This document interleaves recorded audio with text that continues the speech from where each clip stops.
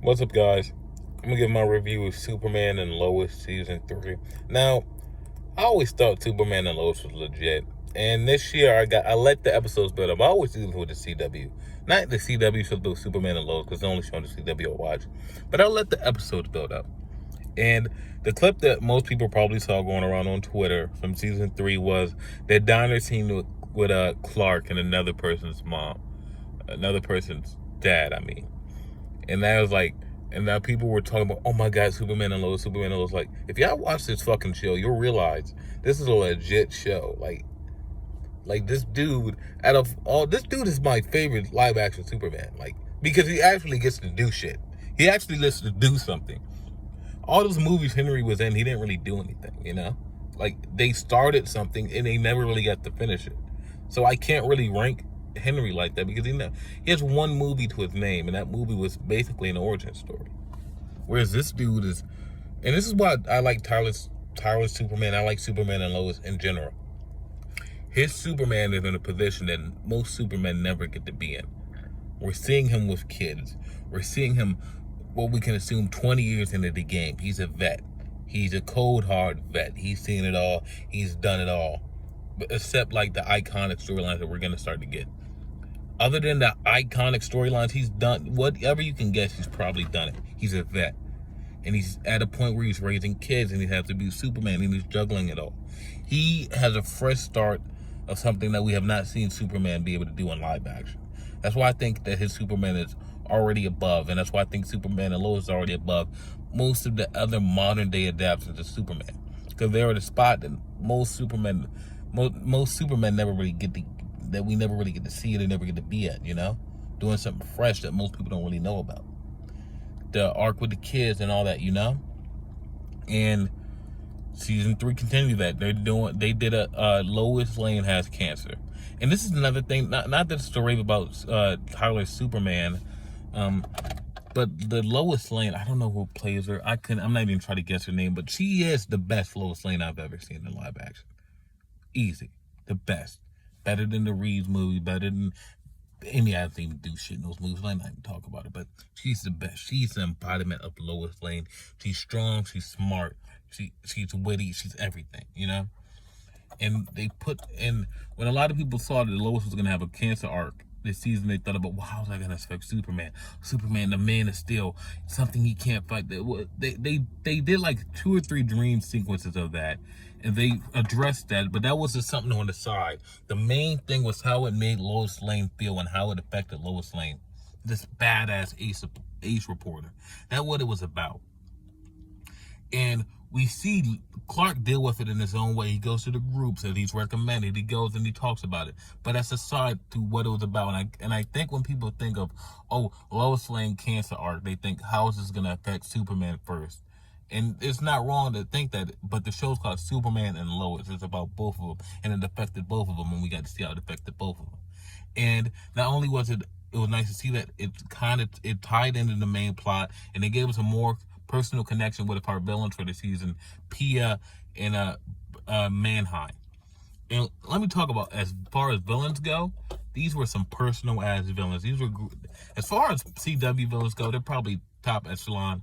As far as villains these last couple of years, I feel like villains are getting better in superhero content. Even though the content itself might not be as good, I feel like villains overall are starting to get better. You do have your throwaway villain here and there, like in Mr. Marvel, or in like Shazam, or you have your throwaway villain here and there. A Black Adam's a big one. This is CGI monster.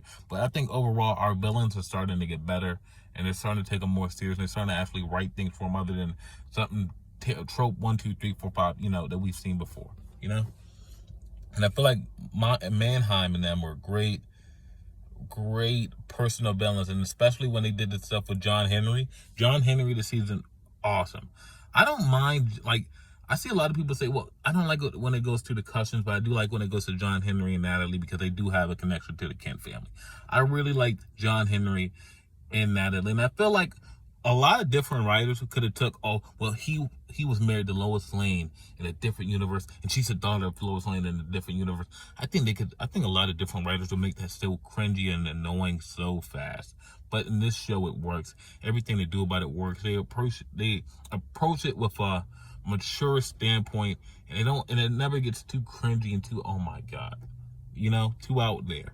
They always approach it the right way. And you see them, they're still trying to recover and live their life. They're in a different universe. Like, they're a fish out of water. This is not their home. Literally and figuratively, nothing about this planet is theirs. They are visitors on a planet they're trying to get accustomed to, if that makes sense. And I think John Henry was badass this whole season I think he was just badass this whole season. And it sucks that they're going to have a budget cut and we might not get to see him as much or Natalie as much. I know a lot of people aren't heartbroken about not getting able to see the Cousins as much, but I don't mind the Cousins. All that stuff with the Cousins, here's what I'm going to say about everything they did this season. Even the Jordan and the Sarah stuff. Is it like, when I think about the Cousins, do I mind their side time in the Superman and Lois? No. But would I watch a show about these people when you take away Superman and Lois from it? No, I wouldn't. But I don't mind them, but I would not watch a show about them on their own. That's my feelings on them. Mannheim, like I said, Mannheim and his whole family, Teo, Pia, very personal villains, like I said again, very personal. I resonated with a lot of things that they said I agreed with, but even though I knew, like, these people are full of shit. But I like, from a standpoint, I see what they're saying, and I just like Lois and Clark at different points in the season, they wanted to believe them because what they said sounds good, but they were just full of shit from start to finish, Well, not from start to finish. For Pia, at her very last moment, she finally she showed her humanity, and all that bullshit she's talking went out the window. So Superman and Lois, from like for the chunk of the season, was great. And then we get to Lex Luthor getting let out of jail. Lex Luthor looks like a bad motherfucker. Like, can you believe Lex Luthor was in jail for 20 years? No one broke him out, nothing. He was just in jail. I don't think it's believable for some people, but I feel like that's a very interesting route to take. And I'm very interested to see where they go next season with Lex Luthor being out of jail. He's been gone 20 years. Is he going to try to talk to his daughter? Are we going to see, I can't even think of her name, but and then there's just so much things to do in season 4. It sucks that it's going to have a budget cut. Like I said on Twitter, if this did not have a budget cut, this could have easily been an all-timer top. Right now, this is in the top 5 for me as far as comic book shows of all time. But it would have been up there with Daredevil and Punisher if it had the budget, because I don't think it's going to be able to do what it did this season, next season. It's just not going to be enough budget, There's not going to be enough budget to go around for them to really do what they did this season. Even if you dislike some things, all of it together still all makes something, It makes the show what it is. So to take away some things, even if you dislike them, I feel like it's still going to fuck with the show and fuck with the whole vibe of the show. But Superman and Lois, season 3, if I had to give it a score, 8 out of 10.